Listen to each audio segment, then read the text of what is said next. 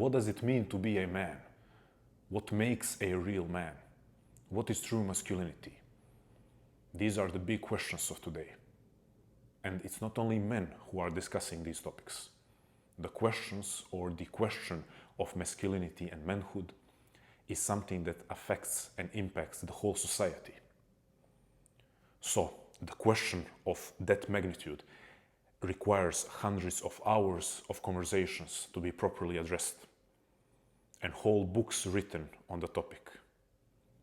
That's why I cannot offer or promise to give the final statement or to give the answer on the question of masculinity or manhood in one relatively short YouTube video. But I can do two things. First, I want to provide an angle that is not discussed enough in the conversation on masculinity and manhood. Second, I want to give three concrete things that I believe make a real man in the age that we are living in. The second thing that I want to provide kind of already gives away the first angle that I want to discuss. Today, in the conversation about manhood and masculinity, the vast majority of people fall into one of two camps. One is the traditional camp that says we have a full image of what a real man is and what makes a real man. And that picture or image is to be found in the past. And then depending on the person that you are talking to who falls into this camp, they will make a reference to a period of the past and maybe part of the world that suits their traditional beliefs. But in any case, all people who fall into that traditional camp are saying we have a fully fleshed out, detailed image of what a real man is, and we extract that image from the past. There is nothing to discuss. The other camp says masculinity, being a man, being a real man, is a social construct, and there is no universal answer to the question. There is no, or there has never actually been a real answer. It always has been and always will be made up, and pretty much every individual is fully free to create their own definition of masculinity and manhood. So we have those two opposing camps. And I want to provide an angle that is not being discussed. We have things in the past to look at as sources of wisdom, insight, knowledge on what historically, across periods of time and across cultures, has been valued as important attributes, qualities, virtues, values in men or male participants of the society. So we have some things to look at. However, what being a man, real man is, or what makes someone masculine, or what is masculinity, also has always been dependent on the historical and societal context. So I'm saying there are some things to extract from the past, but there are also always things that are dependent on the historical context. When it comes to addressing the other camp that says there is no universal, or there are no universal masculine attributes or masculine values, or there are no universal things that make someone a real man, what I think this camp is getting right is challenging the traditional camp and challenging the idea that we have the full answer in the past. What I think this camp is getting right is that, it is in some way a social construct, but not in a way to dismiss manhood and masculinity like a lot of people in the second camp are trying to do. It's more to say it is a construct because it is dependent on the historical context, it's dependent on the situation that the society finds itself in. And based on that situation, the ideal of masculinity is constructed. So in some way it is a construct. But as we see, both camps have got a lot of things wrong. Here is the angle. Every generation, across cultures, across moments in history, has been faced with a challenge. And as much as to be human was to respond to that challenge, we also have to say that to be a real man was to take up the role to answer a certain challenge. Well, let's connect that with one of the eternal virtues or values, courage. Courage was always valued. But we today live in an age where no one in their right mind anymore believes in necessity of war. No one in their right mind. Everyone has been disappointed with the establishment of their country.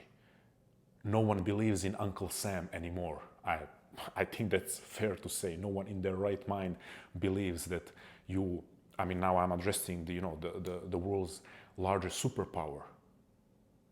No one anymore believes, again, in their right mind. No sane individual believes that there is such thing as necessity to go on the other side of the world and destroy other people's homes for preserving, quote unquote, your safety and democracy on the other side of the world. Those ridiculous notions have been abandoned by the vast majority of people. How is this relevant for being a man? Well, we said one of the eternal virtues has been courage. But somewhere in the past, it was very relevant to connect courage with war, because war was necessary, because those people were living in brutal, ruthless times. And yes, unfortunately, that courage was most clearly related to war. Today, if you think that your masculinity and manhood, that if you think that your courage is demonstrated by going to fight a war on the other side of the world, blowing up people's homes on the other side of the world, if you think that is courage, you're neither courageous nor you are a man. No offense to anyone listening to this who served army or who served for their country, but you all know very well that what soldiers have been doing for the last decades and decades and decades is fighting wars for someone's business interests. Not fighting wars because we live in ruthless times where physical violence is absolutely necessary as means of survival of one's nation. What did we explain now with this? Maybe courage is an eternal value that is associated with masculinity, but that courage is embodied in different ways through different cultural and historical contexts. So the question is maybe, what does it mean to be courageous today? Well, let's again take a couple of steps back to what we said. There is always a challenge to respond to. So if you want to be courageous, if you want to be a man, you're responding to the challenge of your age, challenge of your situation, challenge of your historical context. And it's not war. It's not war, fortunately, for the vast majority of people listening to this. What can it be? Maybe that's a question to sit with. Well, as I said, I want to offer 3 things that I believe are very relevant for our age. But just to solidify the point of historical cultural context. When psychoanalysis came about with Sigmund Freud, and then around him Carl Jung, Alfred Adler, Otto Rank, and then the age of psychology began, a lot of eternal values such as courage, integrity, but let's stick to courage as maybe the one that is always that is most widely accepted as a masculine virtue. When the age of psychology began, inner exploration started being seen as the ultimate courageous act.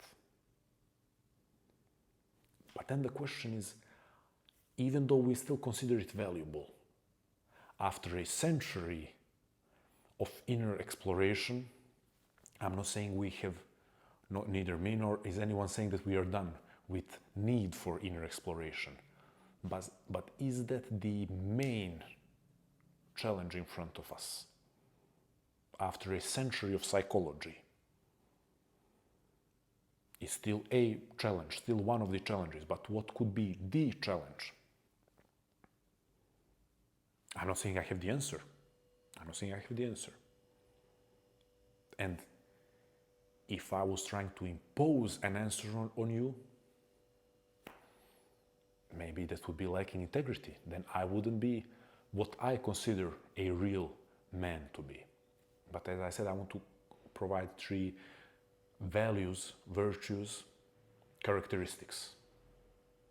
And those are: first, I will give the first 2. I want to save the third one as kind of a surprise. Focus and self-regulation. We live in an age of overstimulation, distraction, and noise. And every human being, not just man, every human being who wants to be an authentic, sovereign human being needs to learn to protect their mind, needs to learn to reclaim their attention. But this challenge is also very male-specific in a way. With all the swiping, with all the dating apps, with all the adult content, men have arguably higher temptation to withdraw from society into their own bubble of cheap dopamine and satisfying their very natural urges in a fake way. Also, men are facing a challenge because of that noise and distraction of being discouraged because they see gurus who have supposedly became millionaires overnight. They are seeing 20-year-old boys driving Lamborghinis and renting villas in Costa Rica or South Africa or wherever. Men in their mid-20s, late 20s, 30s, mid-30s are seeing that and being discouraged. And every single day, they are implicitly or explicitly being told by grifters, scammers, clowns that they are not enough. And let's face it, they're also being told that by some women. But I will always argue, fake men are the real enemy of men. Women as a whole, to consider them enemies of men is just moronic. But even those women that are very harsh and rude towards men, those women who have fallen also into the trap of superficial hyper-consumeristic life and then are judging people by their material possessions, even those women are not the real enemy, the big enemy to address. The fake men who are devaluing other men for their own gain and their own advancement in material possessions, those men are the real enemy of men. However, to put that aside now, to be a man in today's society is to be distracted, devalued, overwhelmed, tempted every minute of the day. So isn't then one of the highest values, characteristics, virtues of the modern man in the digital age to be in control of his own attention and mind, to be able to focus and direct his attention on what he wants and what he considers worthy, necessary, valuable, constructive, healthy. Why then self-regulation? Because two go hand in hand. They're not the same, focus and self-regulation, but they do go hand in hand. Because when you do get distracted, dysregulated, demotivated, discouraged, what do you tend to do? You tend to spiral down. How do you not spiral down? By learning to self-regulate, by sitting with yourself, sitting with your breath, with your emotions, returning to your body, going for a walk, journaling, having a constructive conversation with yourself. Pardon my language, but that takes bigger balls than going to war does nowadays. Focus and self-regulation. What is the third one? The one that I'm guessing no one expects. It's capacity for nuanced thinking, precisely because all of the noise and distraction. Because what is one very clear characteristic of the modern weak man? Excuse me. One characteristic of the modern weak man is his tendency to latch on to a single source of inspiration, value, wisdom, advice, and to take that as the ultimate authority. And then to follow that person's or that group of people or that organization's view on any and every aspect of life.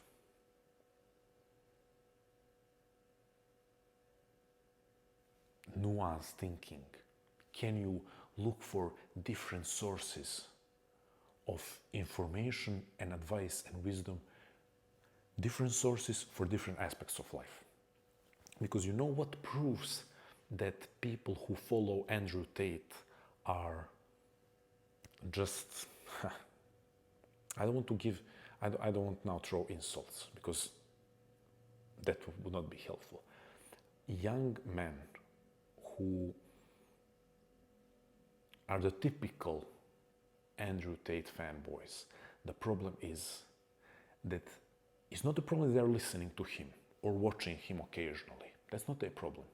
Now, for all of you who are very passionate about wrongdoings of Andrew Tate, now let's put that aside. Let's be clear-minded. The real issue is not that a young man out there watches some of his videos, and if he is able to think critically, says, I don't like this, this is smart. Maybe I understand that this character has so many flaws, but okay, I picked up something smart. Okay, let me go to another source, look for inspiration, wisdom. The problem is when you have a young man who says, okay, every single thing in life that I'm curious about, this is where I get my answer from. And you have character like Andrew Tate that tends to provide answer on all life's matters. From business, to love, to networking, to diet. That's the silly nature. That's the silly nature of the fake guru.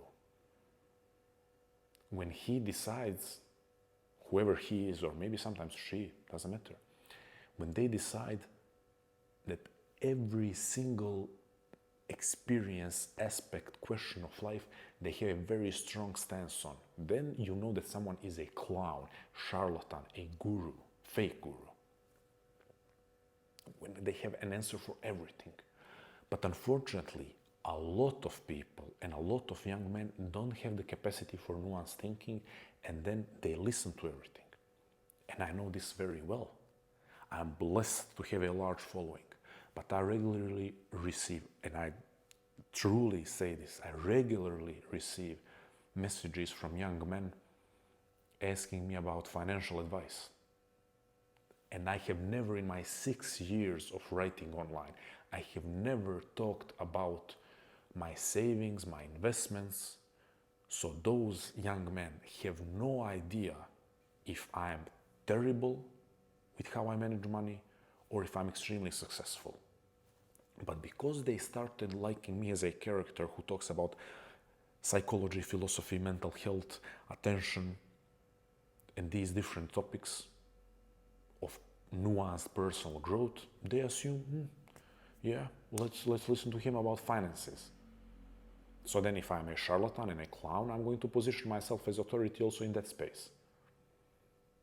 And let me also tell you how to eat, and let me tell you who to date, and let me tell you what political party to choose, and let me tell you my opinion on this, and this, and this, and this, and this, and this. And there is no doubt that a portion of my audience would blindly agree or follow everything that I said on all of these different unrelated matters. While capacity for nuanced thinking says, the world cannot be so simple. And that's the root of what we're talking about. Capacity for nuanced thinking comes from courage to accept that life is really complex. Life is not easy, life is not simple.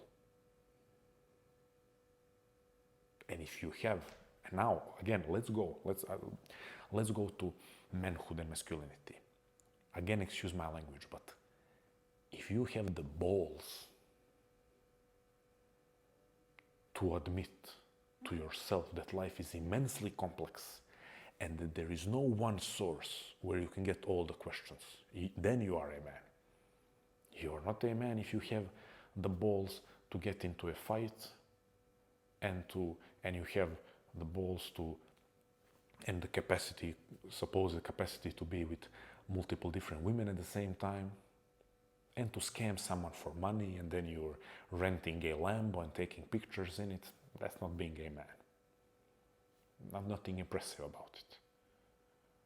But if you have the courage to admit and to say to yourself, it's not going to be easy to get answers for life's big questions. And I'm going to have to look from different sources. That's what a hero would do, right? Hero would engage in something that is uncomfortable. And this is an uncomfortable truth standing in front of you as a man in today's day and age. An uncomfortable truth that so much around you is noise and distraction. And you are the one who has to go through the difficult process of selecting where can you actually get good advice from? Where can you actually get wisdom? Nuanced thinking is realizing that the world cannot be divided into left and right, woke and conservative, based and whatever is, maybe it's based and woke, conservative and liberal. Those idiotic divisions. And okay, let me split it in half, and this is my half, everything else is wrong and terrible. That's a cowardly move. And if you're a coward, I guess you're not a real man, right? If your daddy and grandpa imposed a political belief on you, where everyone who disagrees with you is a communist, and you carry that on for decades of your life, it's a bit cowardly that you don't want to open your mind for different possibilities of how a society can be organized, right? I'm not making any implications on what you should believe in. I'm just saying, I'm just giving an example. Just giving an example of what we see around us. People who very, very low level of education on politics, but a very, very high level of conviction in politics, again, based on their daddy and grandpa. And everyone who thinks different than them is their enemy. That's really not being a man, is it? That's being a coward and being lazy, not being willing to educate yourself. What would a hero do? Man is supposed to be a hero, right? What would a real hero do? And by saying that, what would a real man do? Engage with the unknown. Capacity for nuanced thinking. How about that? How is that for a masculine virtue? How is that for a masculine virtue compared to sitting in a podcast with 3, 4, 5, 6 unfortunate women, who've been abused and misled and disappointed, and ended up engaging in certain certain practices and professions that are deemed as, low morality and promiscuous, and then a guy sits there with those women and degrades them, and then cuts that into clips and spams the online world with those clips to target lonely, confused, overwhelmed men, to say, look at how I'm humiliating these women. Look at me, how I'm so cool, humiliating these terrible women. Buy my course on how to be a man. Join my community of real men.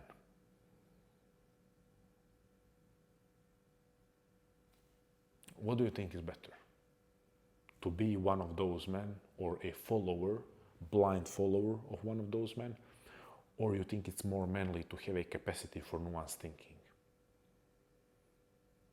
and to carefully craft your own personality, your own character, and your own life with the help of focus and self-regulation?